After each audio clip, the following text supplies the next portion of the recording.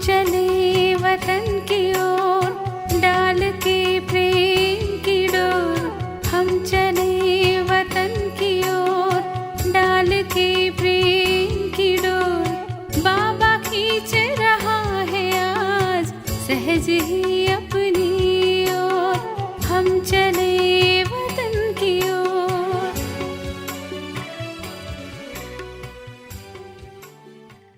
6/6/69 படிப்பினை அளிப்பதற்கான சொரூபம்.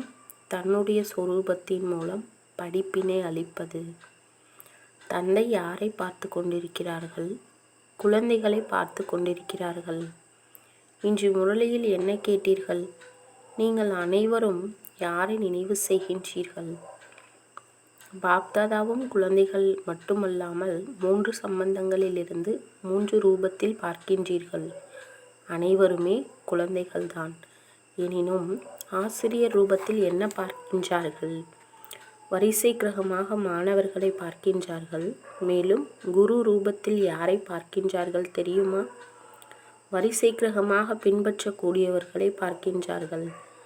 யார் பின்பற்றி இருக்கின்றார்கள் மற்றும் யார் இப்போது பின்பற்றப் போகிறவர்கள் ஆகிய இந்த 2 தரப்பினரையும் காண்கின்றார்கள்.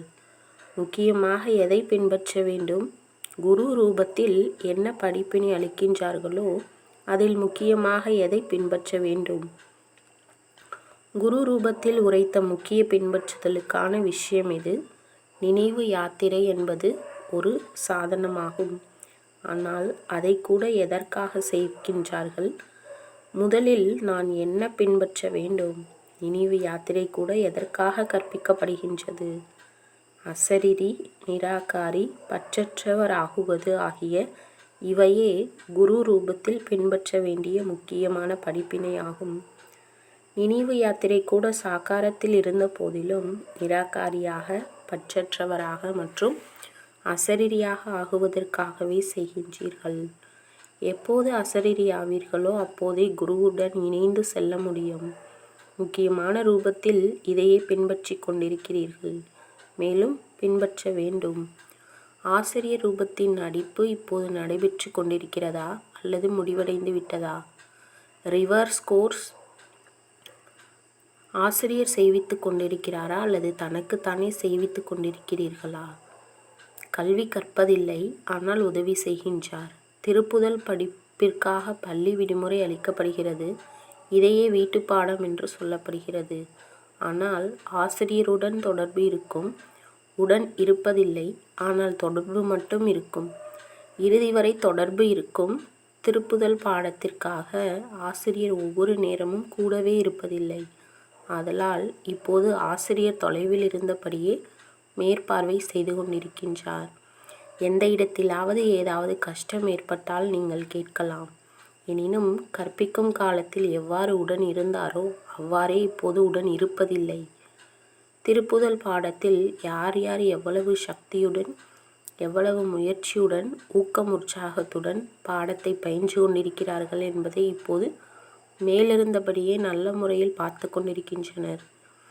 மேலிருந்து காண்பதற்கு காட்சி எவ்வளவு நன்றாக தெரிகிறது.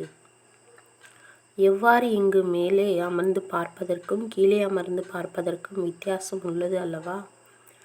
எவரேனும் இதைவிட மேலே அமர்ந்து பார்த்தால் எவ்வளவு வித்தியாசம் இருக்கும்? புத்தி பலத்தின் மூலம் உணர முடியும். என்ன அனுபவம் ஆகின்றது? இன்று அனுபவம் சொல்கின்றார்கள். அனுபவத்தை கேட்பது மற்றும் சொல்லுவது என்பது பரம்பரையாக இருந்து வரும் வழக்கமாகும். ஆகவே வதனத்தில் இருந்து கொண்டு என்ன அனுபவம் செய்கின்றார்? வதனத்தில் இருந்த போதிலும் ஆசிரியர் என்ற தொடர்பு இருக்கும் காரணத்தினால் சிலர் மிகுந்த அலௌகீக தன்மையுடன் பாடத்தை திரும்ப பயின்று கொண்டிருக்கிறார்கள். சிலர் நேரத்தை விரயமாக்கி கொண்டிருக்கின்றனர். சிலர் நேரத்தை வெற்றிகரமானதாக ஆக்கி கொண்டிருக்கின்றனர் என்பதையும் பார்த்து கொண்டிருக்கின்றார். நேரத்தை இழந்து கொண்டிருப்பவர்களை காணும் பொழுது என்ன ஏற்படுகிறது தெரியுமா? கருணை வருகிறது. ஆயினும் கருணையின் கூடவே சம்பந்தமும் இருக்கின்றது. பிறகு இப்பொழுது பாபாவிடமும் அனுமதி பெற்று சாக்கார உருவில் சென்று அவர்களுக்கு கவனத்தை ஏற்படுத்த வேண்டும் என்று உள்ளம் விரும்புகின்றது. ஆனால் சாக்கார உருவத்தின் நடிப்பு முடிவடைந்து விட்டதே. ஆகவே தொலைவில் இருந்து கொண்டே சக்தி அளிக்கின்றார். பாபா எவ்வாறு சாக்காரத்தில் சிவப்பு கொடி காண்பிப்பார் அல்லவா, அவ்வாறே வதனத்திலிருந்தும் காண்பிக்கின்றார்.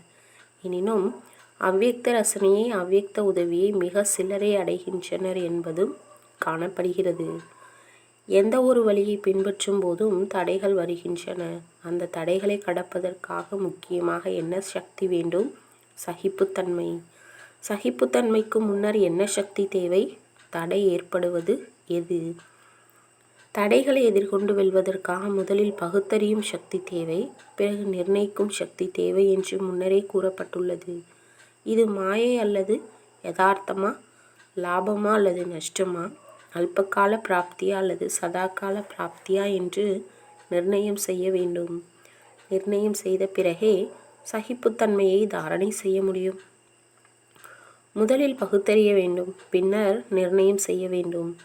யாருடைய நிர்ணய சக்தி கூர்மையாக உள்ளதோ அவர்கள் ஒருபோதும் தோல்வியடைய மாட்டார். தோல்வியிலிருந்து தப்பிப்பதற்காக தனது நிர்ணய சக்தி மற்றும் பகுத்தறியும் சக்தியை அதிகரிக்க வேண்டும். நிர்ணய சக்தி அதிகரிப்பதற்காக என்ன முயற்சி செய்ய வேண்டும்? உடனே நினைவு யாத்திரை என்று சொல்லிவிடுகின்றீர்கள்.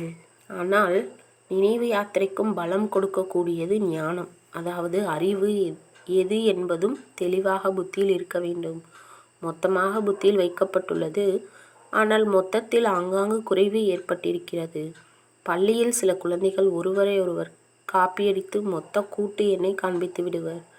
ஆனால் மொத்த கூட்டு எண் எவ்வாறு கணிக்கப்பட்டது என ஆசிரியர் கேட்டால் குழம்பி விடுவர். அவ்வாறே நீங்கள் மொத்தமாக நினைவு யாத்திரை என்று சொல்லிவிடுகின்றீர்கள்.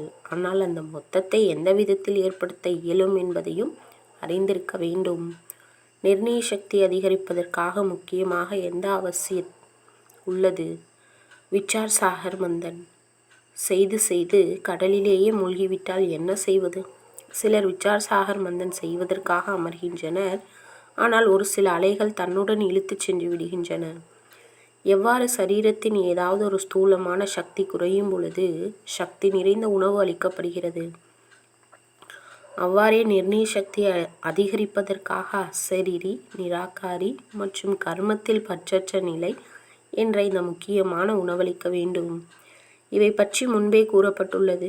நிராகாரி மற்றும் அசரீரின் நிலை புத்தி வரையில் உள்ளது.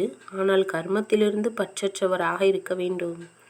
மேலும் கர்மம் தனித்தன்மை வாய்ந்ததாக இருக்க வேண்டும். அந்த ஒவ்வொரு கர்மத்தையும் கண்டு மக்கள் இது தனித்தன்மை வாய்ந்ததாக உள்ளது, இது லௌகீகமானது அல்ல, அலௌகீகமானதாக உள்ளது என்று உணர்வார்கள். ஆகவே நிர்ணய சக்தியை அதிகரிப்பதற்காக இது மிகவும் அவசியமானதாக உள்ளது. எந்த அளவு இந்த விஷயங்களை தாரணை செய்வீர்களோ அந்த அளவு தடைகளை கூட அழிக்க இயலும். மேலும் சிருஷ்டியில் வரப்போகும் தடைகளில் இருந்தும் தப்பிக்க இயலும். படிப்பினையோ அதிகமாக கிடைக்கிறது. ஆனால் இப்பொழுது என்ன செய்ய வேண்டும்? படிக்கும் பாடத்தின் சொரூபமாக வேண்டும். கல்வியும் உங்களது சொரூபமும் வெவ்வேறாக இருக்கக்கூடாது. உங்களுடைய சொரூபமே பிறருக்கும் படிப்பினையை அளிக்க வல்லதாக இருக்க வேண்டும். சொரூபத்தின் மூலம் கல்வி பிறருக்கும் புகட்டப்படுகிறது. சில விஷயங்களுக்கு வார்த்தைகளால் படிப்பினை அளிக்கப்படுவதில்லை. ஆனால் தன்னுடைய சொரூபத்தினால் பாடத்தின் படிப்பினை அளிக்கப்படுகிறது. ஆகவே இப்பொழுது படிப்பினையின் சொரூபமாகி தனது சொரூபத்தின் மூலம் படிப்பினை அளிக்க வேண்டும். ஞானம் அதிகமாக கிடைத்துள்ளது. கல்வி நிறைவடைந்து விட்டது அல்லவா? ஒரு கேள்வி கேட்கப்பட்டது. அது என்னவென்றால், இப்பொழுது பாப்தாதா வேறு ஒரு உடலில் வருகின்றார்கள். எவ்வாறு சாக்கார ரூபத்தின் மூலம் முரளி சொன்னார்களோ அவ்வாறே ஏன் நடத்தக்கூடாது? முன்பு போல் முரளி நடத்த இயலாதா என்ன? ஏன் மொழி மாறியது? ஏன் கூறும் விதம் மாறியது? போன்ற கேள்விகள் அநேகருக்கு எழுகின்றன. உங்களால் சொற்பொழிவு ஆற்ற எழுகிறது எனில் பாப்தாதாவிற்கு எந்த உடல் மூலம் முரளியை வழங்குவது கடினமானதாக இருக்குமா? ஆனால் ஏன் அவ்வாறு நடைபெறுவது இல்லை? எந்த உடல் மூலம் கற்பிப்பதற்கான நடிப்பு இருந்ததோ அந்த கல்வி முடிவடைந்து விட்டது. இப்போது கல்வி கற்பிப்பதற்காக வருவதில்லை. கற்றுத்தரப்பட்ட கல்வி அந்த உடல் மூலமாக முற்று பெற்றுவிட்டது. இப்போது வருவது சந்திப்பதற்காக, மகிழ்விப்பதற்காகத்தான். முக்கியமான விஷயங்கள் வேறு என்ன உள்ளன? அசரீரி கர்மாத்தீத் நிலையை அடைந்து என்ன செய்தார்? ஒரு நொடி பொழுதில் பறவையாகி பறந்துவிட்டார். சாக்கார சரீரத்தில் இருந்து ஒரு நொடியில் பறந்துவிட்டார் அல்லவா? ஆகவே இப்போது படிப்பு முடிவடைந்து விட்டது. உடன் அழைத்து செல்லும் ஒரு காரியம் மட்டுமே மீதமுள்ளது. ஆதலால் இப்போது சந்திப்பதற்காக, அவ்வியக்த படிப்பினையால் மகிழ்விப்பதற்காக மற்றும் பறக்க வைப்பதற்காக மட்டுமே வருகின்றார்கள். படிப்பினுடைய விஷயங்கள் இப்போது கற்பித்தல் ரூபத்தில் நடைபெறாது. இப்போது திரும்ப பயிலும் சமயம் நடைபெற்று கொண்டிருக்கிறது. எனினும் எவ்வளவு கால அவகாசத்தில் திரும்ப படித்து முடிப்பீர்கள்? எவ்வளவு காலம் வரை பாடத்தை முடிப்பீர்கள்? இதுவரை திரும்ப பயில்வது எவ்வளவு கால அவகாசம் இப்போது தேவை என்பதை இப்போது அனைவரும் நிர்ணயம் செய்ய வேண்டும். சாக்கார உடலில் இருந்தவருடைய ஒவ்வொரு கர்மம் ஒவ்வொரு ஸ்திதியோடு ஒப்பிட்டு பார்க்க வேண்டும். இந்த லட்சியம் வைத்து தன்னை சோதித்து பாருங்கள். எதுவரை பயில வேண்டும் என்பது பிறகே தெரிய வரும். எவ்வாறு தன்னை ஆராய்ந்து அறிய வேண்டும் என்ற லட்சியம் கொடுக்கப்பட்டு விட்டது. பின்னர் பதிலளிக்க வேண்டும். तो बच्चों को तो सर्विस करनी है। जो बाबा कहते हैं सबको ये बताओ कि देखो तुम्हारा एम एंड ऑब्जेक्ट ये है, एक गीता है बढ़िया, ये राजयोग है ना बच्चे। कैसे है राजयोग? बिल्कुल सहज है कि बाप को याद करो तो ये वैसा मिलेगा तुमको। ओम शांति।